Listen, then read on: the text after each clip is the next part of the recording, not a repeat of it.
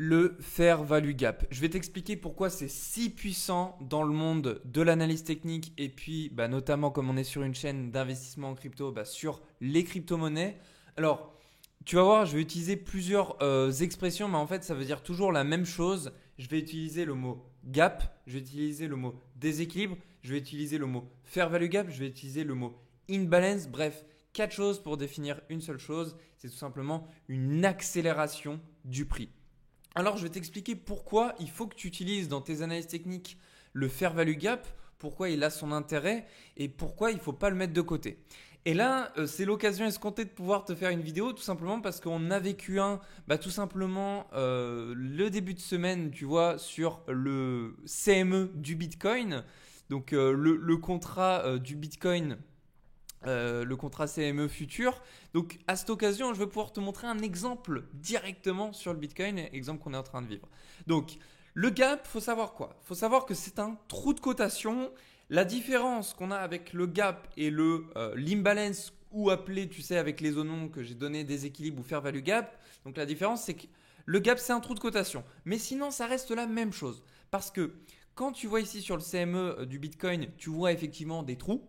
Oui. Par contre, quand tu vas sur le Bitcoin ouvert H24, 7 jours sur 7, tu n'en vois pas. Donc là, on va plus devoir analyser de ce qu'on appelle des déséquilibres plutôt que des gaps. Mais les gaps ont beaucoup leur importance. C'est pour ça que je t'invite à ajouter lors de tes analyses sur les crypto-monnaies, tout simplement le BTC 1 point d'exclamation. Tu appuies sur le petit plus ici, tu fais BTC 1 point d'exclamation et là tu auras le Bitcoin CME, Bitcoin Future. Donc voilà. Donc très concrètement, comment tu vas pouvoir utiliser ce trou de cotation ou imbalance? Tout simplement, ça va faire office de résistance. Il faut savoir une chose, c'est que les gaps ou les imbalances, on a tendance dans le temps à les combler. Qu'importe l'unité de temps que tu utilises. Sache une chose, et je le dis très régulièrement, le marché est fractal. C'est-à-dire que peu importe l'unité de temps que tu utilises, une seconde ou même monthly, ça va être la même chose. Bon, je doute qu'en une seconde, tu aies des grands gaps, mais, enfin, pas des gaps, des imbalances. Mais bref, on va en revenir sur du coup notre exemple ici qu'on a en weekly. Je te montre ici, nous avons un gap qui est compris donc ici entre les 34 465 dollars et ici les 35 200 dollars. Et ce gap, en réalité, il a commencé de par la clôture qu'on a ici, au 35 880. Mais dans notre cas, pourquoi je le commence à partir des 35 200? Eh bien, tout simplement parce qu'on a ici une mèche. Alors, je vais y revenir. Je vais te faire une petite aparté de comment tu vas pouvoir utiliser les gaps et les imbalances. Donc ici, on a un gap. Donc ce gap-là, du coup, comment on pourrait réagir si on revient le chercher? Comme on sait qu'on a tendance à le combler, il y a de fortes probabilités qu'on fasse ça, donc on aille le combler, pour ensuite repartir à la baisse. Et c'est souvent ce qui se passe, car comme je te l'ai dit, les gaps ou bien les zones d'imbalance sont utilisées en tant que résistance ou support. On rebondit dessus.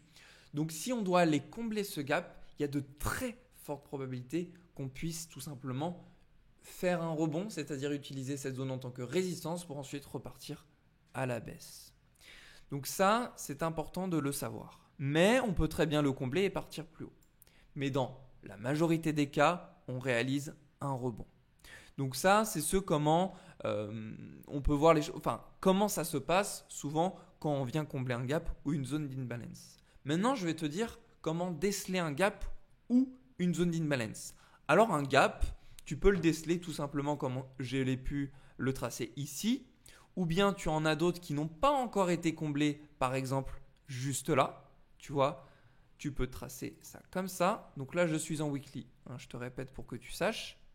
Et voilà, donc là ici, on a un gap qui n'a encore pas été comblé sur le Bitcoin, qui est compris entre la zone des 26 000 dollars et des 24 500 dollars. Donc c'est un gap qui est censé être comblé. Je dis bien censé car même si dans le temps, on va aller chercher les zones d'imbalance et de gap, on ne va pas toujours le faire. On ne va pas toujours le faire. Il faut que tu retiennes bien ça. Parce que des fois, tu vas te dire, ok, c'est sûr à 100%, on va aller chercher, mais pas tout le temps. Donc voilà comment tu peux trouver un gap. Maintenant, je vais te montrer comment trouver une zone d'imbalance. Donc là, je vais utiliser le Bitcoin normal, celui que tu connais sans les trous de cotation. Donc ici, une zone d'imbalance, comment tu vas pouvoir la trouver? Bon, plutôt facile, je vais te montrer, tu vas voir, tu vas très vite avoir l'œil. En fait, une imbalance, ça va être une bougie, un corps de bougie sur laquelle sa précédente bougie et sa suivante bougie ne vont pas combler le corps de cette même bougie. Regarde, ici, tu as effectivement donc une mèche, ok, et juste là, tu as une autre mèche de la bougie suivante, et là, cette zone-là, comprise entre les 37 280 et les 34 250, c'est ce qu'on appelle une zone d'imbalance. Donc cette zone-là est menée à être comblée dans le temps et elle fera office de rebond pour le Bitcoin. Donc ça, c'est à prendre en compte et il faut savoir une chose, c'est que plus l'imbalance est haute en termes d'unité de temps, donc là on est en weekly, plus la probabilité d'aller la chercher est forte. Plus ton unité de temps est minime, je dirais à partir inférieure à 4 heures, plus la zone de gap ou bien d'imbalance est beaucoup moins pertinente. Donc maintenant que tu sais que les zones d'imbalance et de gap sont très utiles car on fait comme une sorte d'aimant et on est attiré par ces zones-là pour ensuite rebondir, eh ben, je vais t'expliquer maintenant de manière très simple comment tu vas pouvoir les trouver sans te fatiguer à tracer comme ça des trendlines et essayer de chercher. Alors dans un premier temps, c'est vraiment ce que je te conseille de faire pour que tu puisses retenir ce à quoi correspond une zone d'imbalance, fair value gap ou déséquilibre, ou bien une zone de gap. Mais tu as un outil qui est puissant, qui te permet tout simplement de tout faire ça à ta place. C'est un outil qui s'appelle InBalance/FVG, donc pour Fair Value Gap. Tu l'actives et regarde, c'est magique. Ça te montre toutes les zones de Fair Value Gap. Donc à ce moment-là, tu peux utiliser cet outil. Et ce qui est vachement pratique avec celui-ci, c'est qu'il te montre aussi les anciennes zones de Fair Value Gap qui ont été comblées. Alors, pour le coup, je suis en train de regarder, mais tu vois, il y en a une par exemple qu'il n'a pas forcément notée juste là. Mais bon, de toute façon, on s'en fiche parce que ça a été comblé.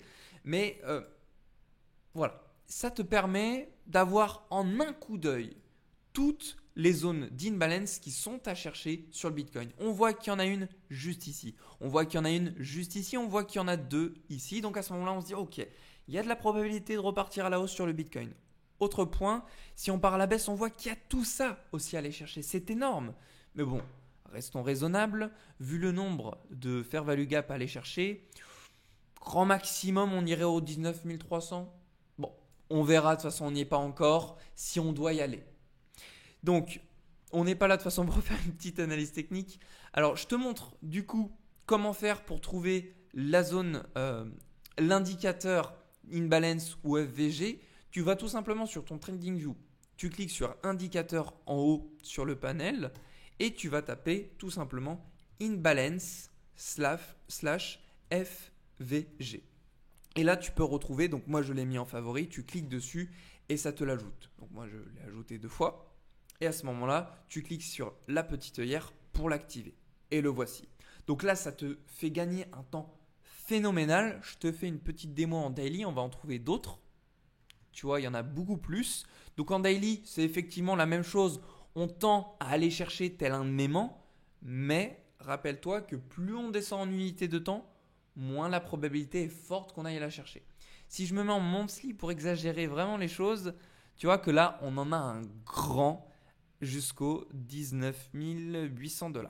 Donc ça, encore une fois, c'est pertinent parce que plus on accumule des mêmes zones d'imbalance au même endroit, c'est-à-dire et en weekly, en daily et en monthly, plus la probabilité est forte.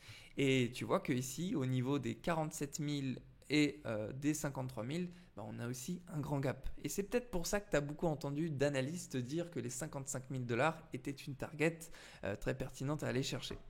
Donc, il y a ça pour le fair value gap, mais il y a aussi autre chose qui, moi, je trouve, me sauve la vie. En tout cas, j'arrive beaucoup mieux à lire les graphiques aujourd'hui avec ça. Et je te le conseille vivement, c'est tout simplement le VPVR. Alors cet indicateur, le voici. Et j'en suis sûr, tu l'as déjà vu sur beaucoup de vidéos ou même bien sur Twitter aussi peut-être. Et bien cet indicateur, il va tout simplement te révéler les zones où il y a eu le Bitcoin qui s'est plus accumulé. Donc pour qu'on voit un petit peu mieux, je vais me mettre en daily. Et donc, je vais le désactiver. Comme ça, tu vas comprendre. Alors, hop. Et je vais te montrer à vue d'œil où est-ce qu'on a des zones d'accumulation. On en voit une moyenne ici. On en voit une grande ici. Et on en voit, allez, je dirais une moyenne ici. Ok. Donc là, on voit que clairement, là où il y a le plus d'accumulation, c'est ici. Je dirais même, c'est une liaison, je dirais que c'est genre par ici, tu vois. Donc on va activer le VPVR.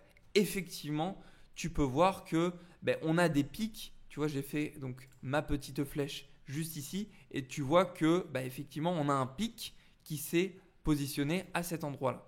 Et donc, qu'est-ce que tu peux remarquer avec cet indicateur? C'est que là où il y a le plus d'accumulation de prix, ça vient nous dessiner une ligne rouge qui, elle, fera office soit de résistance si on est en dessous, soit de support si on est au-dessus.